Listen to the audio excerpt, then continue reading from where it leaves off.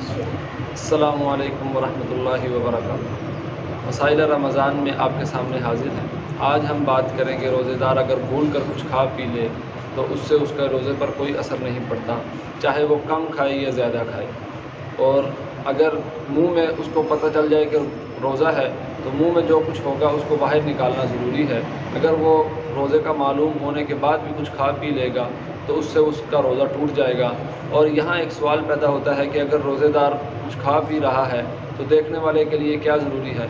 अगर तो रोज़ेदार खाने पीने वाला ताकतवर और सेहतमंद है तो उसको देखने वाले पर ज़रूरी है कि उसको मना करे। और अगर देखने वाले को ये मालूम हो कि रोज़ेदार खाने पीने वाला कमज़ोर और ज़ईफ़ है तो उसको मना करना ज़रूरी नहीं है। अल्लाह तबारक व तआला से दुआ है, अल्लाह तबारक व तआला हमें दीन की समझ नसीब फरमाए।